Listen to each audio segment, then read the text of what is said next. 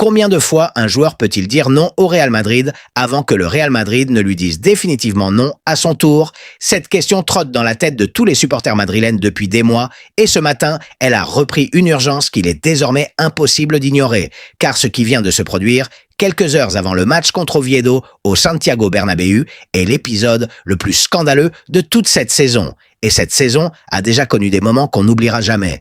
Kylian Mbappé a informé Álvaro Arbeloa qu'il ne voulait pas jouer ce soir, sans blessure pour le justifier, sans rapport médical pour l'attester, sans aucune autre raison que sa propre volonté de ne pas enfiler le maillot blanc ce soir dans le plus grand stade du monde. Le joueur le mieux payé de l'histoire du Real Madrid a dit à son entraîneur qu'il ne jouerait pas ce soir, point final, avec le calme de quelqu'un qui, depuis 1 an et demi, fait exactement ce qu'il veut, sans que personne au sein du club n'ait été capable de lui imposer des limites de manière définitive.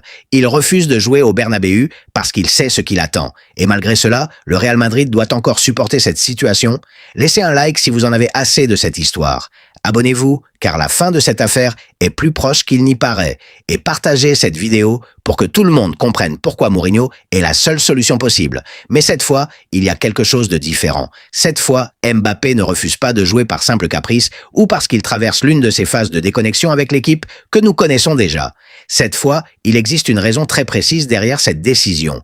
Une raison que notre chaîne a pu découvrir grâce à des sources proches du club.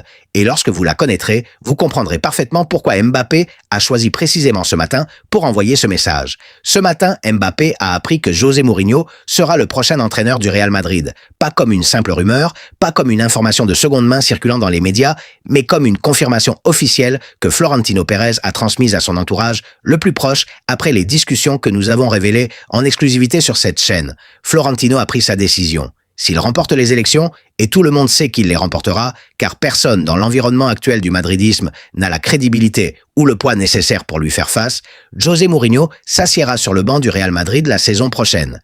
Et Mbappé, qui attendait en silence depuis plusieurs jours de voir quelle serait la décision finale de Florentino, a reçu cette confirmation et a réagi immédiatement, car Mbappé n'a pas besoin de temps pour réfléchir lorsque quelque chose touche directement à ses intérêts.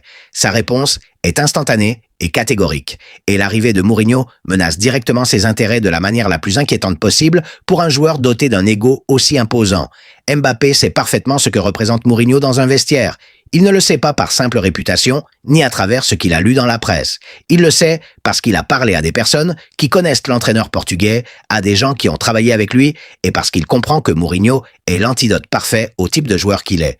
Mourinho ne fait aucune exception. Il n'a pas d'intouchable. Il ne permet pas qu'un nom ou un contrat soit au-dessus des règles qu'il impose dans son vestiaire. Avec Mourinho, les règles sont les mêmes pour tout le monde. Et si elles ne plaisent pas à quelqu'un, la porte de sortie reste ouverte.